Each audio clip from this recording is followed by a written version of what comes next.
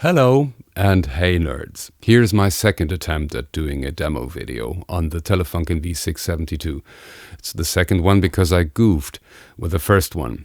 Let's start with a bit of history. So Telefunken's first solid-state summing amplifier was the V675, released in 1967 if I'm not mistaken, and it was a very elaborate build with a massive input transformer that was their approach to deal with the required super low input impedance so you could work with your summing resistor network in front of it. It was then superseded by the more universal V672.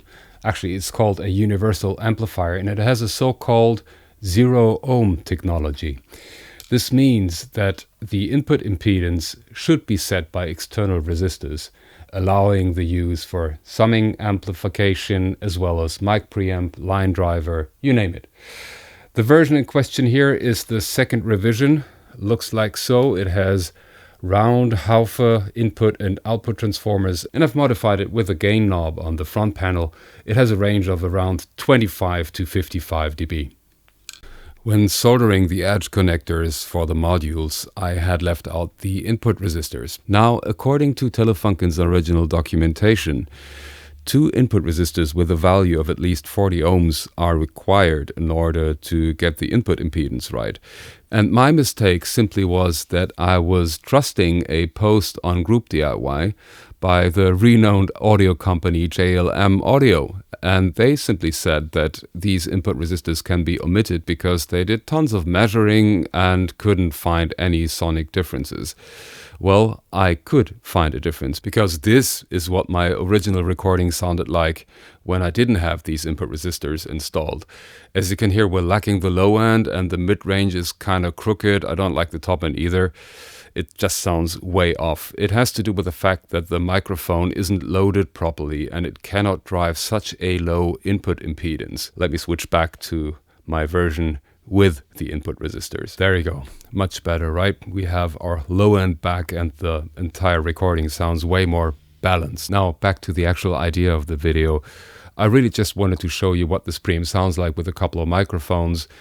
We're starting off with the Sennheiser MD421. As you can see, it's an old one and a nice sounding one. And I'm just going to go through a couple more with spoken word.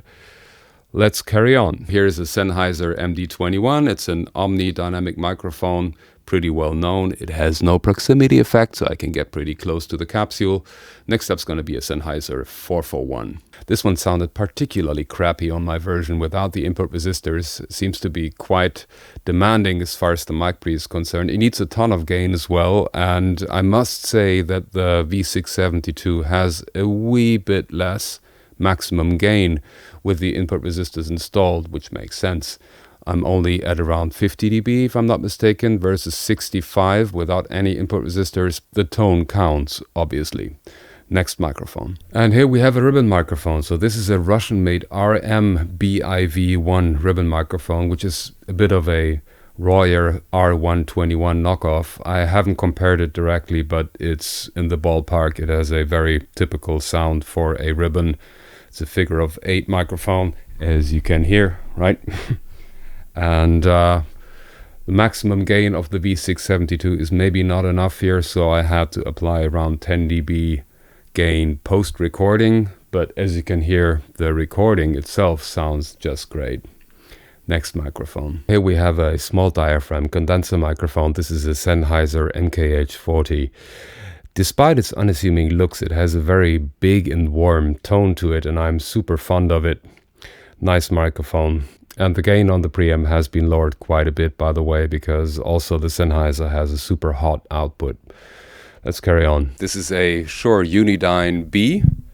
Yep. And I believe this guy here is sort of a SM57 predecessor or relative. I'm not really sure.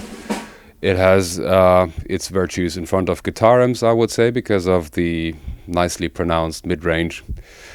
I'm going to finish off with a bigger condenser microphone. Yeah, and this shape looks familiar, I guess. It's a U47 clone. It's a very nice one, built by Andreas Stenzel here in Germany, made with an original M7 capsule, Haufe transformer, I actually forgot the tube in there. It's not a VF14 obviously, but the whole thing sounds really great. I tested it out against a bunch of original U47s and it was up there.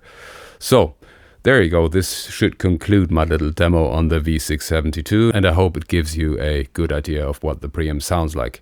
In my book, it's a preamp that's very true to the source. It's a wee bit chocolatey because of the transformers that give it a bit of a velvety touch, but overall it's very hi-fi and clean sounding.